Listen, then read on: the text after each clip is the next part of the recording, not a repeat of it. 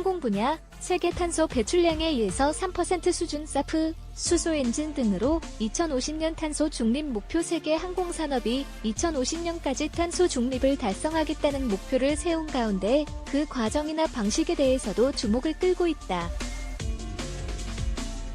8일 항공업계에 따르면 항공산업의 탄소 배출량은 1.06gt, 2019년 기준으로 세계 탄소 배출량의 약 2에서 3%를 차지한다.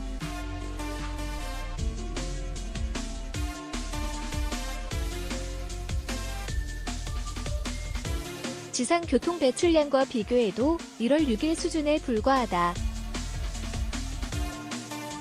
그러나 세계적인 흐름이 탄소 중립으로 집중되는 만큼 탄소 발자국 지우기에 나서고 있다. 하지만 항공은 탈탄소가 가장 어려운 분야로 꼽힌다.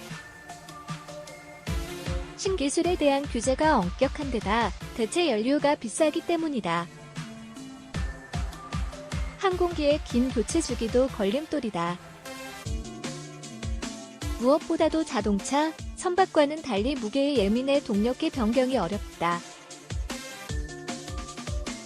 대형 기체의 경우 이착륙 중량이 다르다는 점이 크게 작용한다. 그래서 항공업계가 주목하고 있는 것은 기존 엔진을 활용할 수 있는 지속가능한 항공연료, Sustainable Aviation Fuel,다. 기존 연료를 단단히 대체할 수 있는 드랍인 연료로 폐지방, 폐식용유, 식품 잔여물 등으로 제조한다. 일반 항공유보다 탄소 배출을 최대 80%까지 줄일 수 있는 것이 특징이다. 국제민간항공기구 ICAO는 2030년까지 100여 개국에서 사프를 통해 항공 분야의 탄소 배출량을 최소 5% 줄이겠다는 목표를 설정했다. 하지만 가격이 항공유의 약 3배에서 6배로 고가인데다 탄소 중립을 위한 완전한 대체 연료가 아니라는 점에 과도기적 동력원으로 꼽힌다. 현재 사프 사용률은 1% 미만이다. 사프 이후는 수소를 동력원으로 하는 엔진이 떠오르고 있다. 에어버스는 지난달 수소 엔진을 탑재한 글라이더 블루, 콘도르의 첫 시험 비행을 성공한 바 있다. 20년대 후반 상용화를 앞둔 에어택시는 연료전지나 순수전기 동력계를 통해 탄소 저감에 나선다.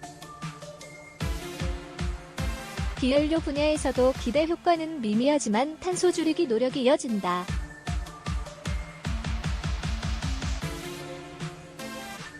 항공사는 일상적인 운영 과정에서 생분해성 기제를 사용하거나 운항 중 비행운 관리 및 비행 경로 최적화 등을 추진한다.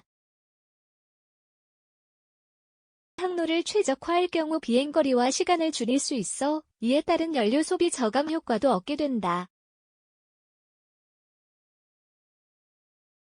국토교통부는 국내선 항로를 최적화할 경우 유류비와 비행시간을 약 10% 줄일 수 있을 것으로 전망했다.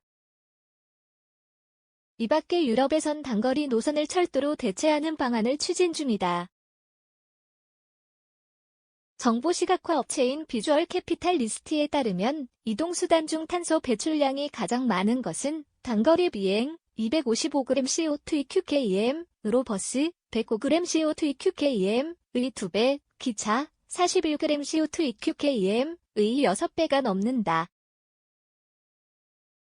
정보 시각화 업체인 비주얼 캐피탈리스트에 따르면 이동수단 중 탄소 배출량이 가장 많은 것은 단거리 비행 255g CO2 EQKM으로 버스 105g CO2 EQKM의 2배, 기차 41g CO2 EQKM의 6배가 넘는다.